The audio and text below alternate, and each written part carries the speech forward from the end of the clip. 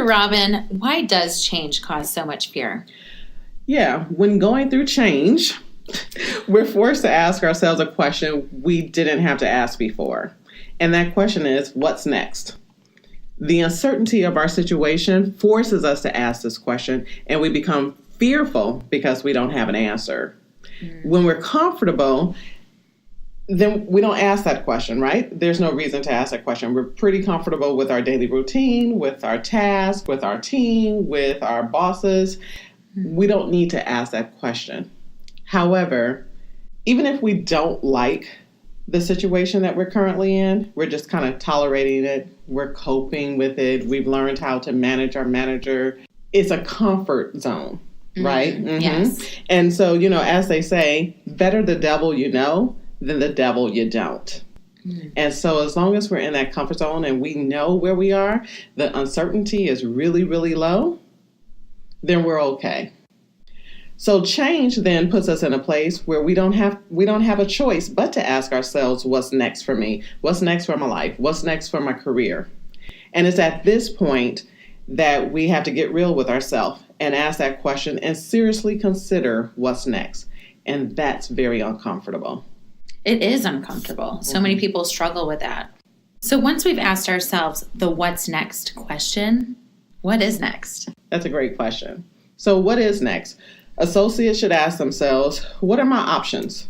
What choices do I have? Because we all have options, right?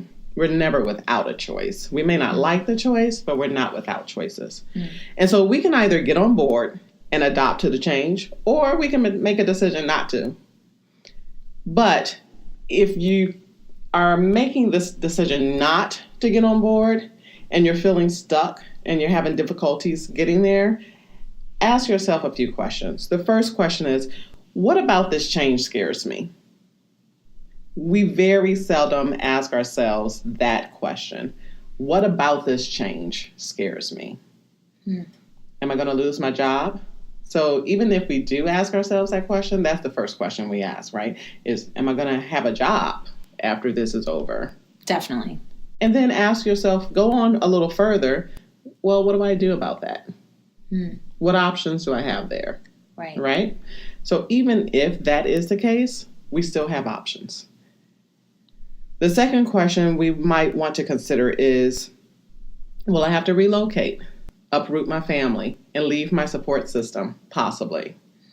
Right? That's scary too. The third question is it that I'll be asked to take on new responsibilities that I'm unfamiliar with? Interesting. I come in every day. I do the same type of work every day. I have a routine and how I'm going to do my work.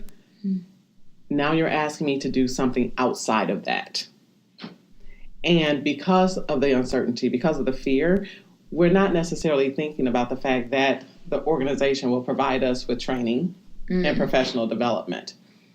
And so that may shut us down because we're not thinking about the training that we'll get.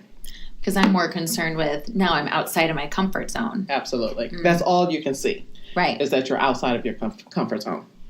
And then lastly, am I concerned that my team will change? That's big. This is a huge deal, right? For years, I've been working with the same team. I know exactly how my team works. We all play a position. We all have our responsibilities. We know who to seek out when we have questions.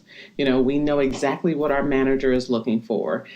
Does he like graphs? Does he like words? We know exactly what to prepare for and how to prepare reports and, those sorts of things for our manager.